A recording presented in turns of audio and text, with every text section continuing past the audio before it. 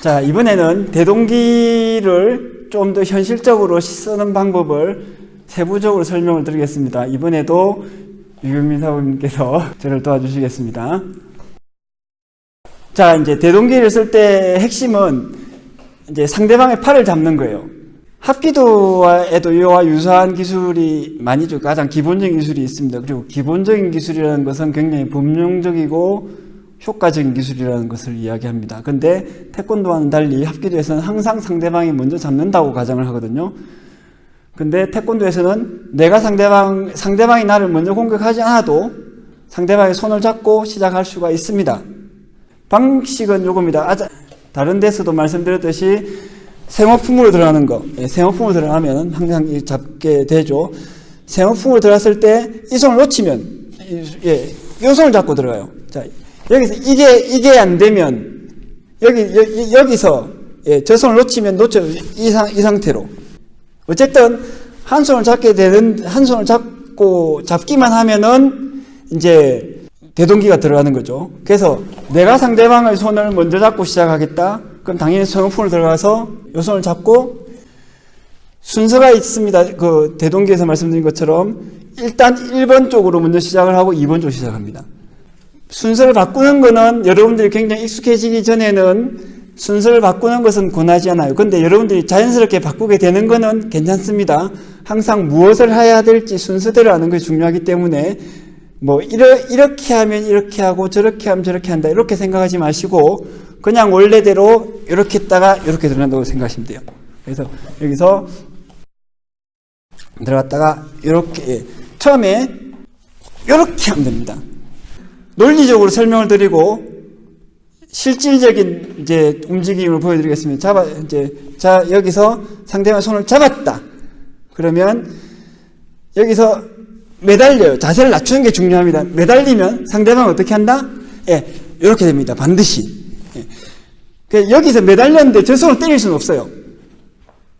왜냐하면 저 손을 때리려고 해보시오. 이게 매달리면 이게 어차피 틱틱거리면서 맞아도 파괴력은 없습니다. 그래서 매달리면 어차피 대부분의 사람들은 본능적으로 이걸 팔을 들어 올립니다. 그래서 매달렸다가 들어 올릴 때 또 올리면서 돌아버립니다. 그래서 논리적으로는 이렇게 잡아서 실질적으로 속도는 이렇습니다. 이렇게. 그래서 내가 천천히 느린 동작으로 설명을 드리면 잡았다가 올리면서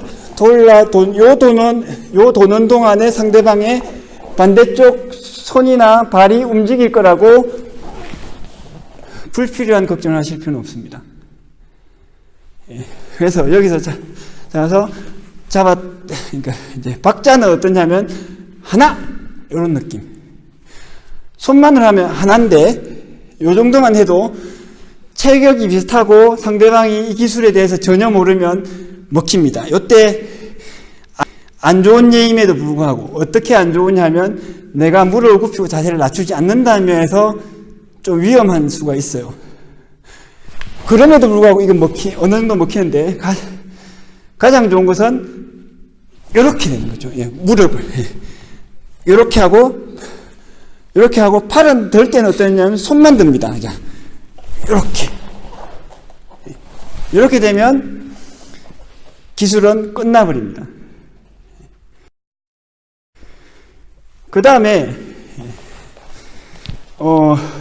내가 상대방의 손을 잡기 전에 먼저 공격한다.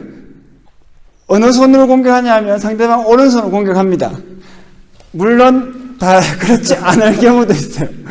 물론 그렇지 않을 경우도 있는데 여러분들이 익숙하다면 격투 실력이 뛰어나시다면 오른손이 아니라 왼손이 올 때도 막을 수 있을 겁니다. 그런데 여러분들이 좀 경험이 없으셔서 굉장히 불안하시다. 그러면 좀 더 합리적으로 이렇게 생각하세요. 확률이 높은 쪽에 도박을 하셔야 됩니다. 일반적으로 대부분의 사람들은 실제 상황에 들어가면 그동안에 뭘 배웠던지 간에 대부분 아주 능숙한 파이터가 아니라면 아무 생각 없이 본능적으로 공격합니다. 본능적으로 공격할 때 90%는 80%에서 90%는 일단 오른손으로 때려요. 그래서 오른손을 때릴 때 때려보시오. 이렇게. 예. 대동기에 대한 설명에서 말씀드렸듯이 자세를 낮추는 게 중요하고, 눈을 보면 자세를 낮추는 게 중요하고, 손을 잡을 때 팔굽을 노려서 탁, 예. 노려서 이렇게 쓸어내립니다. 이렇게. 그럼 쓸어내리면서 바로, 예.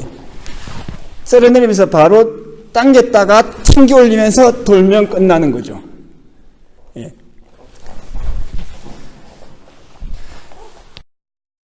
자, 그 다음에 상대방이 먼저 공격의 자세를 갖추었다. 예를 들면 권투처럼. 그러면 여기서 어떻게 하셔야 되냐 하면 조금 어려워요. 근데 그렇게 어렵지 않습니다. 어떻게 하셔야 되냐면 요 손을 잡으려고 하지 마시고 아무거나 잡으셔야 돼요. 아무거나. 어느 쪽이든 간에 덜 움직이는 쪽을 잡으면 됩니다. 덜 움직이고 가까운 거. 한번 움직여 보시오. 예.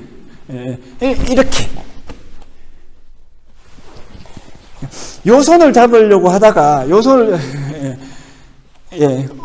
먼저 공격하려고 했는데 요렇게 안 때렸잖아요. 그러면 아무거나 이렇게. 그래서 손을 잡기가 어려우면 옷을 잡고 늘어져도 돼요. 그러니까 훑어내리면서 훑어내리면서 잡는데 역시 이제 주먹쥐기에서 설명을 드린 지금 호랑이 발톱이라고 부르는데 조금 웃기는 용어입니다만 이렇게 잡지 않고 이렇게 잡는 거예요. 할퀴듯이. 그러면은 특히 옷이 있을 경우에 어디가 걸려도 걸립니다. 이렇게 딱 걸리면, 예. 어디가 걸려, 새끼손가락 하나라도 걸리면 어떻게 되냐면, 딱 걸리면은 상대방의 동작을 살짝 순간적으로만 멈출 수 있으면 됩니다. 그럼 이렇게 잡으면 되죠. 그럼 이렇게 딱 들어가 버리는 겁니다. 그래서, 상대방이 권투를 하거나 해가지고 굉장히 빠른 사람이다. 그런 경우를 불필요하게 걱정하는 사람들이 많이 있는데, 두 가지 이유 때문에 그걸 너무 걱정하실 필요는 없어요. 왜냐하면 권투를 정말 잘하는 분이면 진짜 범죄자로 오진 않겠지. 왜? 권투를 그만큼 잘하는 사람이면 성실하게 꾸준하게 노력을 한 사람이고, 그런 사람들이 범죄자로 이렇게 나같이 힘없는 사람을 공격할 올리는 없어요. 아주 아예 살인 청법자가 되어 전문적인 사람이 대통령이나 장관 같은 사람을 공격하러 갈지는 모르겠지만, 나같이 별 볼 없는 사람이 길거리에 가다 만났다. 열심히 안 사는 사람입니다. 열심히 사는 사람이 아니라고요. 그러면 별로 권투를 좀 했을지 모르겠지만 실력이 그렇게 많지는 않아요. 두 번째는, 저걸 잡으려고 할 때, 권투 자세를 잡으십시오. 예. 이걸 움직이는 걸, 이렇게 잡으려고 하실 필요 없어요. 먼저 대충, 예. 내가 요 손엔 요렇게, 요 손 요렇게, 예. 요 손엔 요렇게. 요 손에는 요렇고, 요 손에는 요렇고, 요 발은 요렇고, 요 발은 요렇고. 사방을 딱 해가지고, 방해를 하고 들어가면 됩니다. 방해를 어떻게 하냐면, 그냥 갖다 대는 거예요. 갖다 대면서 어떻게 되냐면, 이제 호랑이 발톱 기술을 쓰는데 그 상대방의 살점을 떼내듯이 잡아야 됩니다.